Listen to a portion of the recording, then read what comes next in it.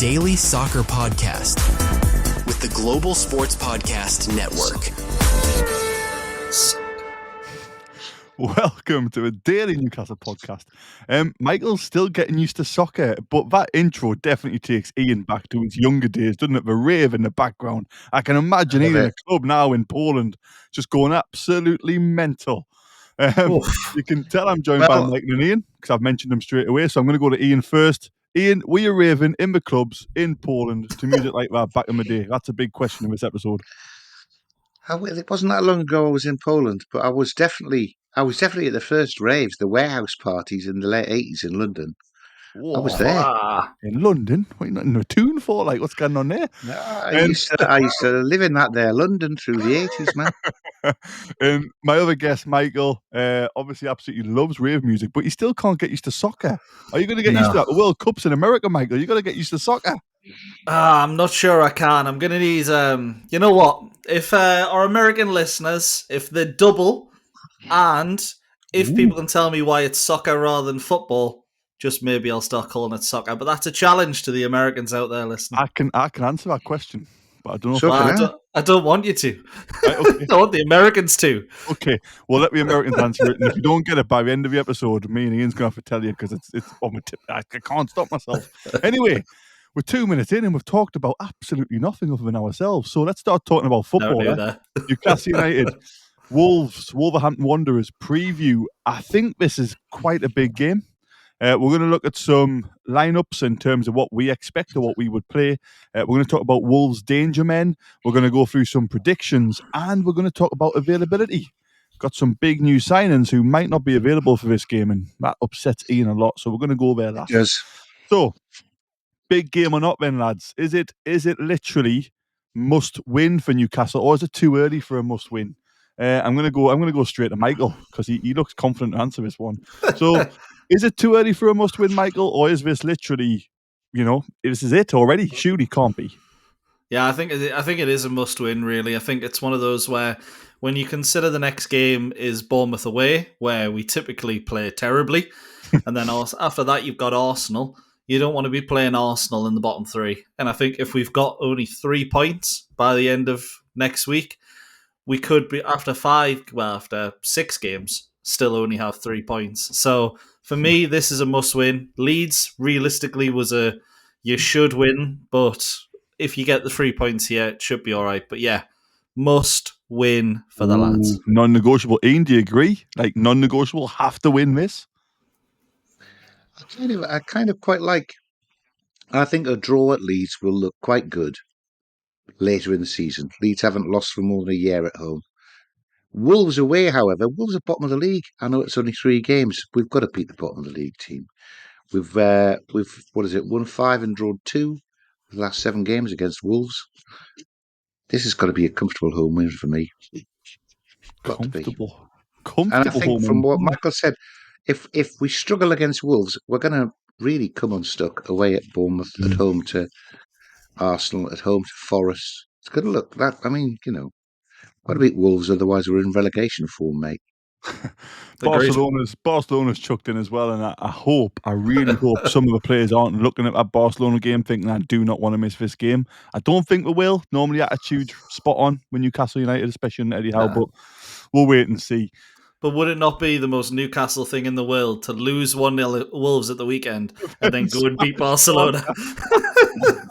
Yeah, we're sat like in the relegation zone, but we just smashed Barca 4-0 at home with Champions League. That would be very Newcastle United-esque. Right, let's delve into it then. So, I mean, we've got to start with a home. Well, we have a home team, yeah. Yeah. We've got to start with a home team, but I was going to say we've got to start with Newcastle because we're dating Newcastle.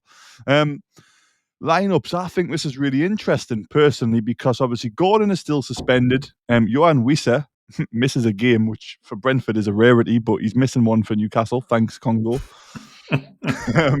And we've also got, we don't know what's happening with Jacob Ramsey. Literally, I thought he was out for 6 weeks. And then Michael, before we came on this episode, shared a TikTok from Keith Downey in Ramsey saying he's raring to go this weekend. So let's delve into that then. How do we expect to line up? I mean, personally, I don't know how you guys feel. I think the defence, the back five probably isn't going to change. Would you agree with that? Yeah, I'd probably agree. I think Trippier's done enough to keep his place. I think the only thing you could potentially consider would be moving Tino out to the right, which is supposed to be his natural position. I'm not sure it is. Not anymore. And then putting Lewis Hall in at left back just as a bit more of an attacking option. But I think Trippier, Tino, Botman and Shaw, maybe. That's the question, It'll actually. be Is it Burn or Shaw. Botman? Burn and Shaw. I know we played 5 at the back in my last game, but I think you'll go back to 4. I think it'll be Burn and Shaw. I think Botman have to go back on the bench personally, but he played well against Leeds in the first half. Ian, what do you think about that back line? How you think it will line up? And then I'll let Michael finish it off before we move to the midfield. I think we'll go back. I think we'll go back 4-3-3. Yeah.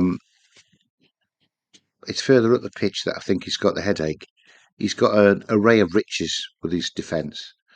I personally would move Livramento to the right and bring Lewis Hall in, because I think Lewis Hall is Harsh. our ace in the hole at left wing, particularly with Gordon missing. I think we need Lewis Hall attacking down the left, but I'm totally expecting to be disappointed and watch Lewis Hall come on for another lovely cameo with half an hour to go. Ian's So not yeah, very I'm chirpy happy. this episode. I'm He's not happy. happy I'm about happy with. something. We're going to find out I'm later in happy the with. episode. No, I'm happy with Trippier and Livramento at left back, and then Shaw and Burn probably. But it's a shame. Botman was very good against Leeds. I don't think he got injured. It was just because he's coming back from that long injury, wasn't it? So maybe Yeah. maybe we'll see Botman start and Byrne will get a rest because he'll be the one that want to play against Barcelona. I don't know. He's got a choice. He's got a big choice. Chow looks fabulous as well. I don't know if Chow might get a full debut against, because it's Wolves. Who knows? It's always a chance. Always a chance. Michael?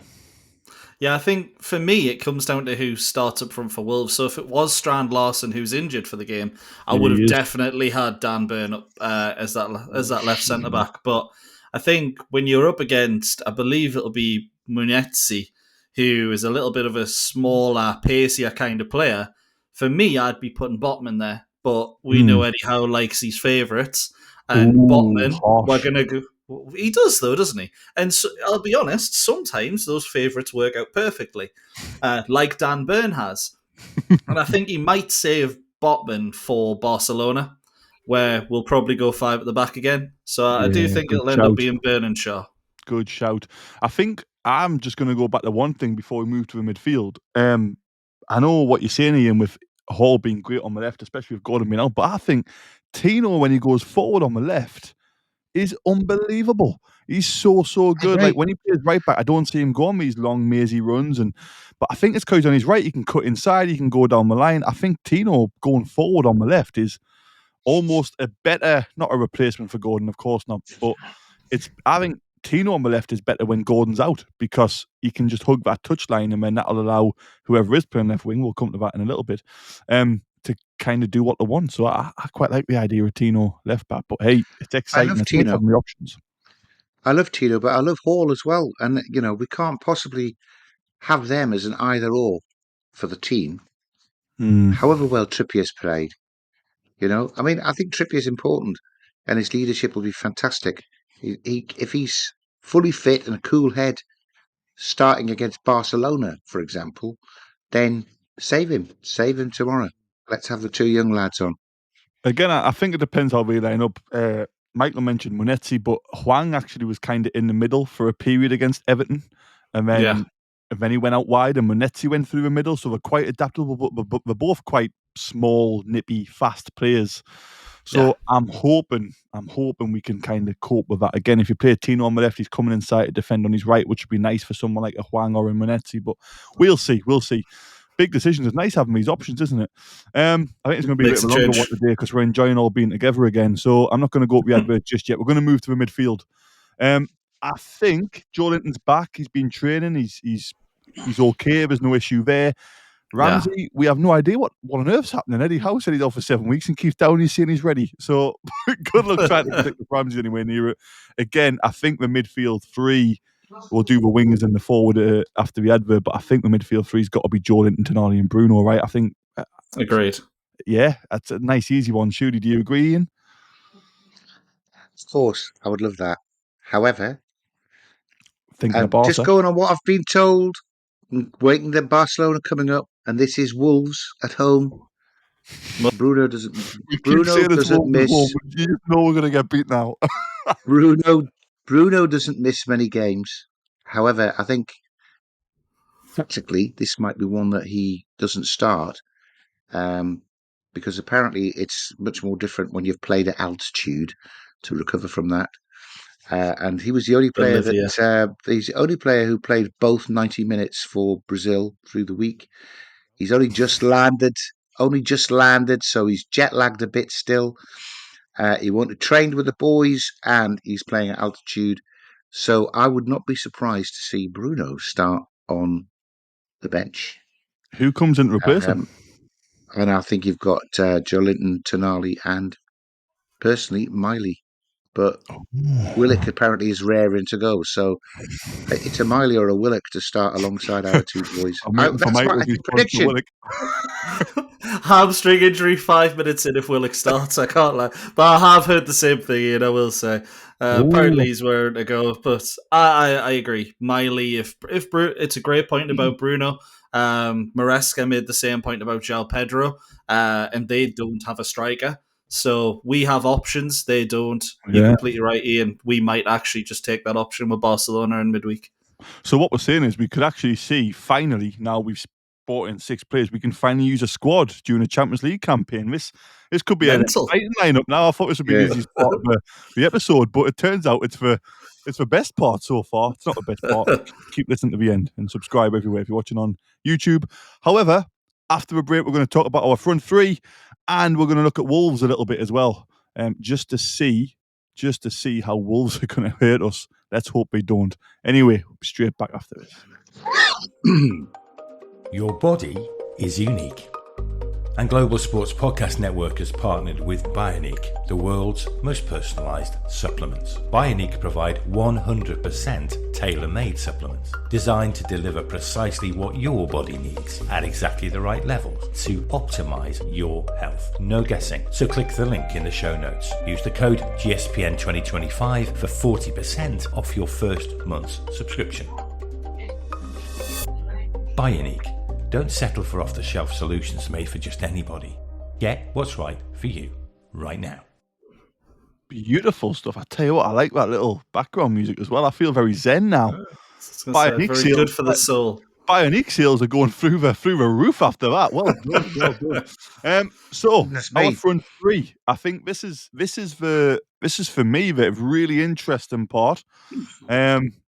I'm going to go first this time because I've always been coming to you. I'm not going to hide behind any of you. I'm going to say what I would like to see, and then we'll discuss what we think we'll see. Personally, I don't think Barnes has done enough to kind of justify getting another start. I would go Elanga left, I would go Murphy right, and I would go Voltemada through the middle. I think Murphy on the right with his right foot crossing the ball in for someone like Voltemada. Don't get me wrong. Berber Crouch isn't your typical target man who's wanting to get in the cross. He's a very technical player. But someone like Murphy on that right-hand side can mix it up. And Elanga as well with the electric pace on the left on the counter. I'm excited about that potential front three. I think Barnes might come in, but I'm interested to see what you guys think, actually, because I think this is the hardest one to call. I think Eddie might chuck a surprise in there. I'm not sure. Obviously, we know Weiss is not fit, unfortunately, like we said earlier. But Ian, what are you expecting front three-wise? We get some Star Wars sound effects every time I go to Ian. Brilliant. I'd love Elanga, but he would play down the right. I don't think Barnes is going to get. He's one of. I know he can play on the left, but Sweden. I know Elanga can play on the left, but I don't think Barnes has done so badly that with Gordon not available, Eddie would let him sit it out. I think it will be Barnes, Voltemada, and on the right, he's probably already said either Murphy or Elanga do the first half, and we can swap at half time if we need to. Thinking of Barcelona again. Ian's mind is fully on Thursday night. It'll be interesting to see who clicked with Big Nick first in training, because that'll be the thing that determines it. If there's a little bit of chemistry already sort of showing itself in a way that Murphy and Isaac clicked straight away, apparently, then that'll be who'll get to play on the right. But I Ooh, mean, good shout. I might actually play. I might actually play Will you? Voltemada in Ian's midfield. going to play. Ian's through the middle instead of Big Nick. No, come on. It is Wolves, though. I probably only get a brace It's against Wolves. Wolves. What about playing? What about playing Voltemara in one of the midfield roles? Put Joe Linton wide on the left, and have Barnes or Elanga playing centre forward, because I think Elanga could be quite dangerous as centre forward. We've never tried it yet, and you'd You get could play a Voltemara striker. sitting back there. So we're playing with a double pivot and a number 10. What do you think of that, Big Nick is Michael? a 10. Put that in your Yeah. pipe and smoke it. I think Given that's what you have Voltemada's. been smoking, but we ain't doing that. Voltemada's not. I mean, I watched Voltemada in 2 German games where they played him centre forward, the big target man up front, and the poor fella looked like a fish out of water. That's He because doesn't want Germany to were be hopeless. leading Though. the line like that. Germany were Mm. hopeless and very greedy and selfish, and I don't think we would be like that. But I think Voltemada can't help himself but come short It's for a the ball. joke. It's a I joke. think he comes short and turn and have a Langer and Murphy and Joe Linton to do the running. I think that's interesting. I don't think it'll happen. Voltemara will be centre forward. We'll be wondering why he hasn't scored after 90 minutes. You know, I think we've got to think outside the box here. We've got a lot of holes to plug. Let's see these guys against, it's the bottom of the league. Got to be able to experiment against this team. It's only been 3 games. I mean, we might not be that bad. Michael, what about your front? I'm just trying to balance out the karma because Ian keeps saying it's just Wolves, and I'm trying to big them up. Wolves are a brilliant team, massive team, excellent team. No, So how do we combat the brilliance of Wolves in our front 3, Michael? Well, we are only 2 points above them, so the quality might be quite similar. But I think that front 3, for me, nobody has impressed. Murphy hasn't when he's come on. Elanga was against Leeds absolutely dreadful. Looked decent in the 2 starts that he had, but nothing better than decent. And Barnes I forgot Barnes was actually started some of the games. He was that poor. So it's one of those where if Wissa and Voltemade were fit, I probably would have been tempted to start them both and have that pivot, yeah, sort of like what Ian was saying. But I think the way it is at the minute, I'd maybe be tempted to go Barnes, Voltemada, and Murphy, because as much as I don't mind Elanga, I think he's going to be a frustrating one. But I think it's one of those where you're starting with a new striker who's not really too familiar with the team. You do need players next to him who are very familiar with the system. I think you see quite a lot with teams throwing too many new players in. Newcastle are never guilty of that. But I do think having Barnes and Murphy both knowing the system to a fault and executing it well, hopefully, next to Voltemada gives them such a better chance of hitting the ground running. I tell you what makes us brilliant. That's 3 very different opinions, 3 very good opinions. And with all 3 of them options, we win the game, don't we, Ian? Because it's only Wolves, so we're all right, I think. I'm trying not to. I mean, come on. I'm not doing Wolves down. We're at home. This is we didn't play very well against them last year and beat them 3-0. Yeah, good point. Good point. I think what's really interesting about this game is almost the first time I think Leeds, we understood it was going to be difficult because it was away a newly promoted club who hadn't lost at home for so long, so they were in the habit. Liverpool at home, very hard. Don't get much harder other than City, Liverpool and Arsenal away. And then we obviously had the first game of the season against Villa away, which is a very tough game. I think this is the first game where there's going to be a big expectation from a crowd, and I think it's going to be that. I hope the crowd stick with them, but I hope after 10, 15, 20 minutes and it's not quite clicking, I hope they stay with the team. I hope they don't just get a little bit bored and a little bit, this isn't good enough type thing. So I think that's a really interesting thing to look at, and we'll kind of have a chat about that in the final part. But before then, we've got a Liverpool fan about to say something on the show, I think. What a rat. Amazingly, it's not Isaac.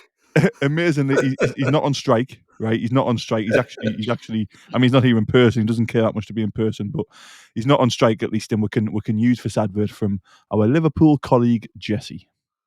Here at Global Sports Podcast Network, we spent a lot of time selecting our delivery platform.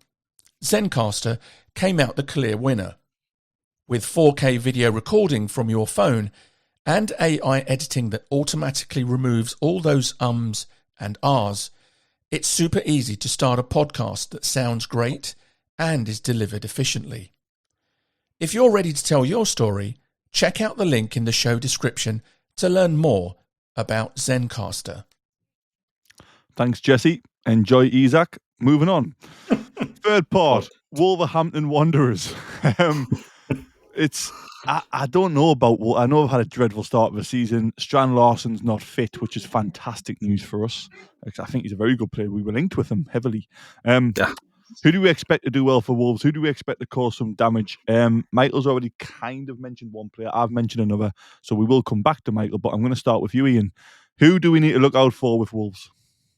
I've no idea. That's the point. All their good players gone. It's only Wolves. No, they've gone. Look, last year their top scorer was Cunha. He's gone. Strand Larsen was the man for the goals. I don't know if they've actually announced that he's not fit for the game. I know he's limped home from the international break. But even then, the third top goal was Nuri at 4 last year, and he plays for Manchester City now. So, Kev, I should have done my research, shouldn't I? But I would look a long time. Why would you do research if it's just Wolves? I would look a long time to find some Wolves players that I could sit and worry about. I'd look a long time before I found Wolves players I've actually heard of. Is that terrible? No, that's why they're bottom of the league. Right. They're rubbish. We're going to hammer them. Right. I know where 1-0 Wolves coming. Yep, we're gonna do an episode Saturday, a post-match reaction. Oh my god, I'm so sorry we've lost the Wolves. I'm there. We're there, aren't we, Michael? We're there. We are. After the game. That's a post-match review. I will say that we've got two very good players who I think will be starting, and it'll be Andre and Gomez. I think in midfield, they're both very good players, and I think that's what worries me a little bit about potentially Bruno not starting. I think these could be the next two.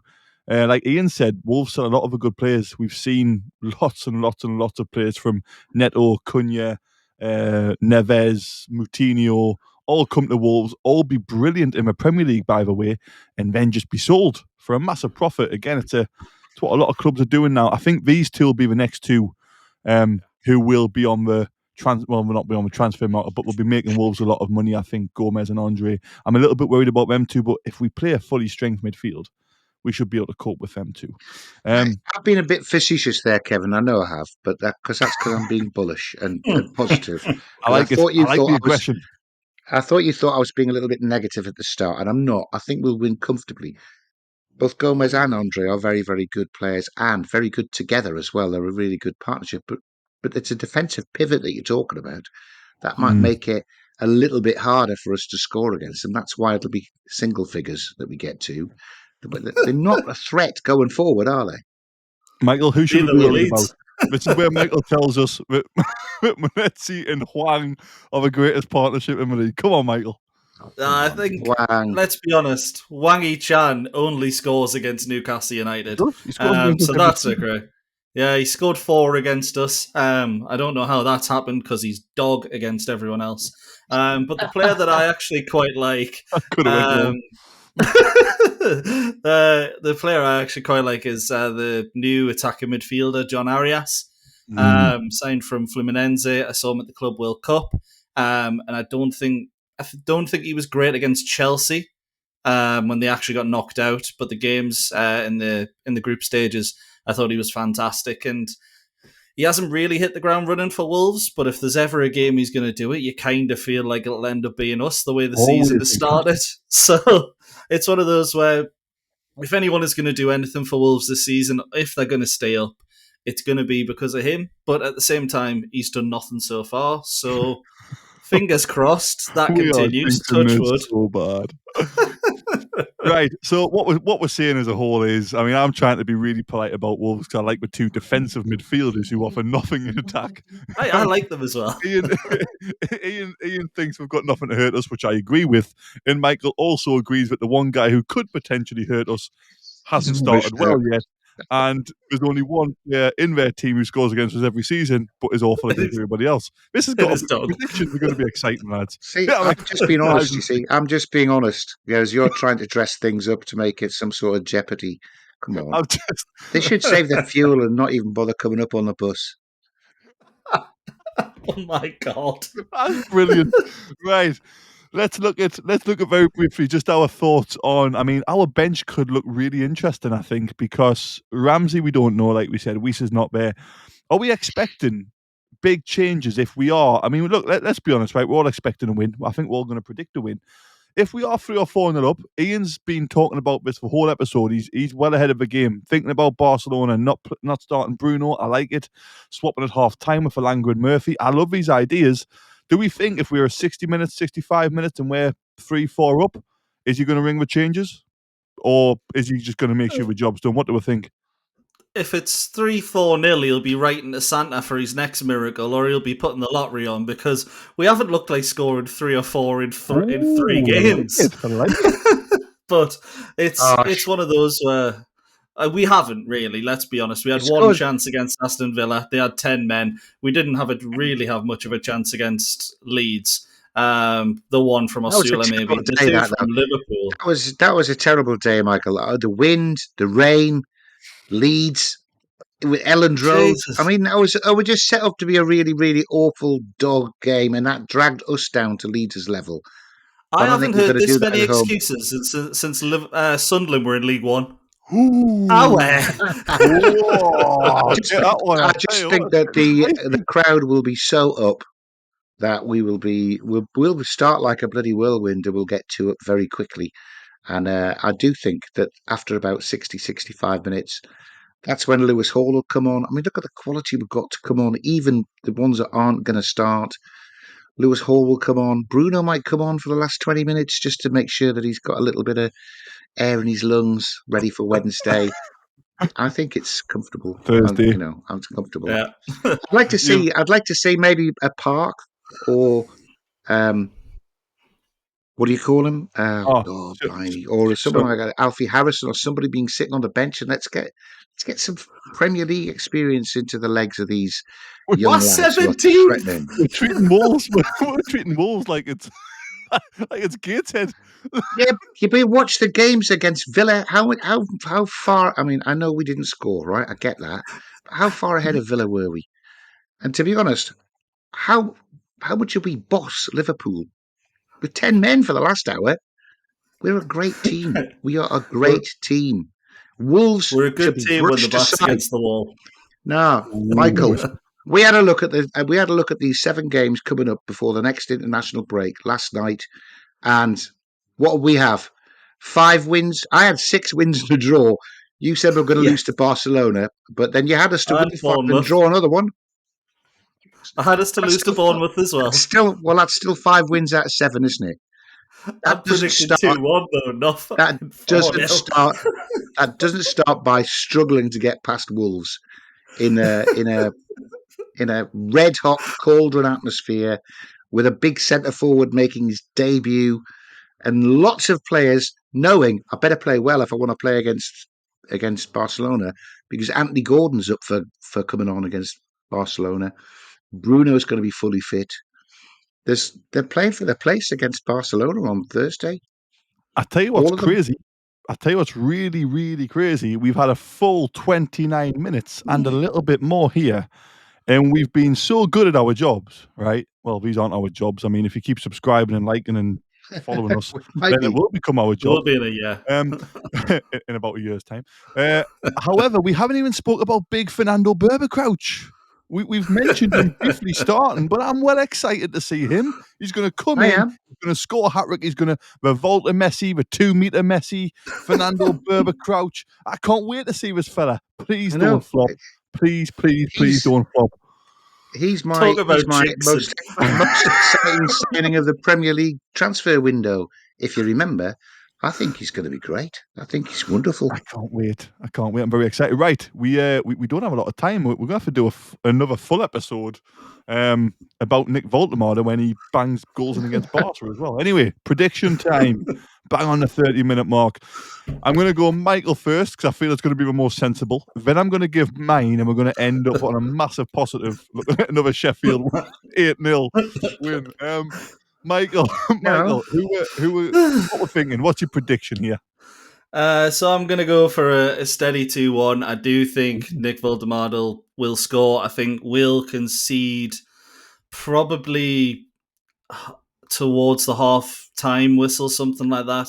I don't think Wolves will offer much of a threat at all, but I think it'll be one of those. I can't really expect to keep 3 clean sheets in 4. Can't remember the last time we did that. But a little fun fact there, a 1-0 win for Wolves is 16-1, which is the same as Newcastle to win 4-0. Wow. So maybe Ian has a point. Ian's bang on here. My prediction is going to be, I think it's going to be 3-0, but I think we'll score 3 in the first half. I genuinely think we'll blow them away, and then I think it'll be chop and change, get ready for Barca, give people kind of rest. So I think we'll start really well. I think the first goal will be in the first 15 minutes. I think we'll be 3-0 up at half time, and that'll be it. It'll just be pass the ball around training session in the second half. That's my prediction. Ian, here we go. This is what we're waiting for. No, I have already done the research for my illegal stream so I can watch it on Saturday afternoon. I didn't want to do any editing. I've only researched it and I haven't got anywhere with it. I just don't understand how anything like that works. However, Nice. I think it's another Crystal Palace game which looked like we were sitting going last year, and we were 4 up at half time, and we only added 1 in the second half. But I can see that. I'm going to go 4-0. And can I just point out that my prediction for the Leeds game was a draw? If you go back and listen. It was a 2-2 draw, mind you. There wasn't that many shots in the game, but it was a draw. I'm not such a happy clapper that I just predict us to win every game by tons. I do try and make a sensible decision, and I think we're going to stuff Wolves. And 4-0 will be with so many bars hit and posts hit and penalties missed as well.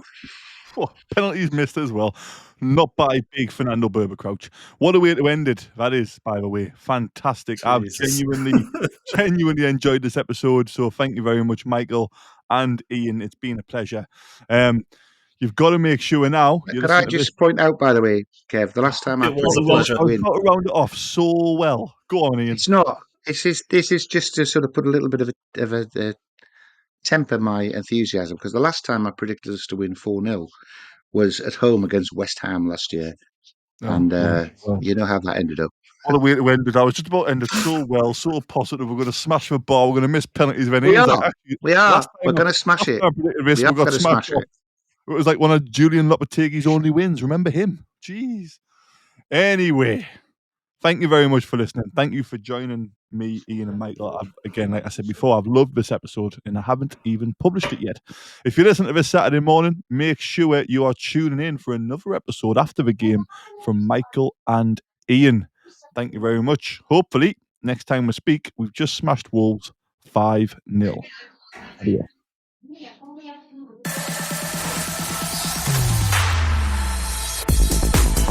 Your daily soccer podcast with the Global Sports Podcast Network.